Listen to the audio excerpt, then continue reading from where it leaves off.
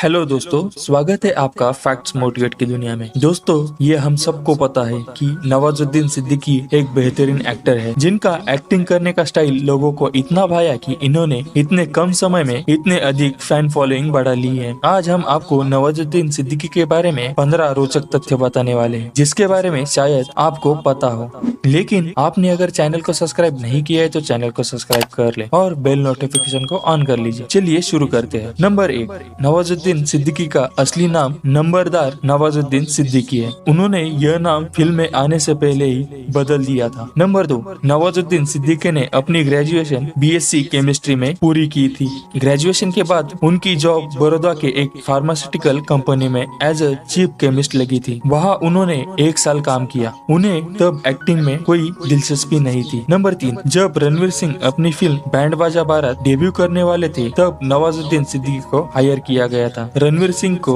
Acting की workshop देने के लिए। यह बात बहुत कम लोग जानते हैं क्योंकि उस समय नवाजुद्दीन सिद्दीकी इतने पॉपुलर नहीं थे। नंबर 4, लंच बॉक्स में जो कैरेक्टर नवाजुद्दीन सिद्दीकी ने अदा किया था उनको यह इंस्पिरेशन अपने एक दोस्त से मिली थी जो उन्हें हमेशा कहा करता था, हेलो सर, कैसे हो आप। नवाजुद्दीन सिद्दीकी ने बताया कि उनका दोस्त लाइफ के किसी भी सिचुएशन में हो लेकिन वो दूसरों को हमेशा खुश रखता था और इसी क्वालिटी के देखते हुए नवाजुद्दीन सिद्दीकी ने लंच बॉक्स में अपना रोल प्ले अदा किया था। नंबर 5, नवाजुद्दीन सिद्दीकी दिलीप कुमार के बहुत फैन थे। उनका कहना था कि यदि उन्हें कभी मौका मिले तो वो मुगले आजम फिल्म में दिलीप कुमार का रोल प्ले अदा करेंगे। नंबर 6, बहुत से मीडिया के लोग नवाजुद्दीन सिद्दीकी को गरीब परिवार से बताते हैं पर ऐसा बिल्कुल नहीं है। उन्होंने अपने एक इंटरव्यू में बताया कि वह किसान जरूर थे लेकिन एक जमींदार फैमिली से ताल्लुक रखते थे जिनकी कई सारी जनरेशन खेती का काम करती आई है। नंबर 7, दिल्ली में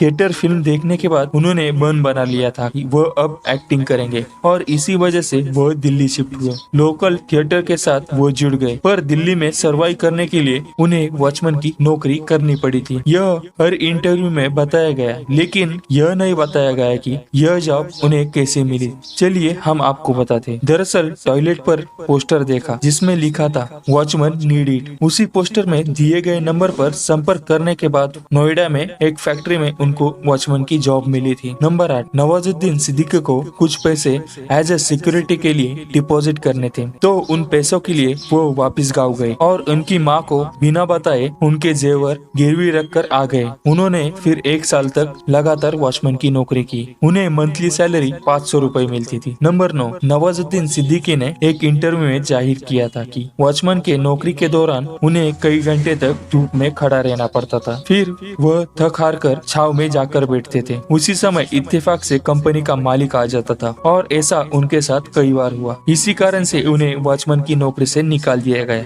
उसके बाद जब वो अपने डिपॉजिट के पैसे लेने गए तो कंपनी वालों ने उन्हें यह कहकर वापस भेज दिया कि यह जॉब तुमने अपनी गलती से खोई है इसलिए तुम्हें कोई डिपॉजिट नहीं मिलेगा। नंबर 10, कबीर खान की फिल्म न्यूयॉर्क में नवाजुद्दीन सिद्दीकी ने एक छोटा रोल अदा किया था जिसमें उनका रोल एक विक्टिम के रूप में होता है। इस रोल के ऑडिशन के वक्त उन्होंने वही सेम एक्ट किया था जिसमें वह कटरीना के सामने अपनी कहानी बताते हैं। उनके इस ऑडिशन को देखते ही उन्हें सिलेक्ट कर लिया गया था। जब यह बात इरफान खान को पता चली जो पहले भी उनके साथ काम कर चुके थे, उन्होंने फिल्म के प्रोड्यूसर से कहा, मुझे नवाज का वह सीन देखना है और वह सीन देखते हुए इरफान खान के आंखों में आंसू आ गए थे। नंबर 11, बजरंगी भाईजान में चांद नवाब के कैरेक्टर के लिए उन्होंने असली पाकिस्तानी जर्नलिस्ट चांद नवाब से दोस्ती की थी। शूटिंग के दौरान दोनों एक दूसरे से बात किया करते थे। नंबर 12,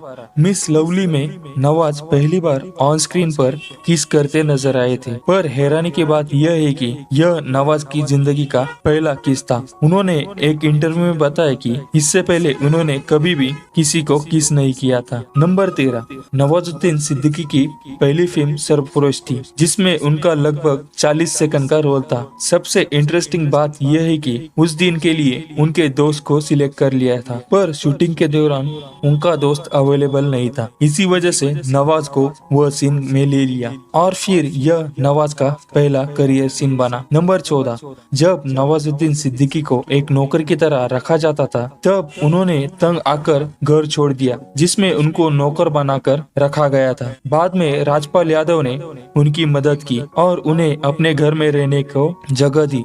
उस वक्त राजपाल यादव खुद भी स्ट्रगल कर रहे थे। नंबर 15, नवाजुद्दीन सिद्दीकी के स्ट्रगल के टाइम वह अपनी माँ को खत लिखा करते थे और उनकी माँ भी उनका सबसे बड़ा सपोर्ट रही है। उन्होंने अपने एक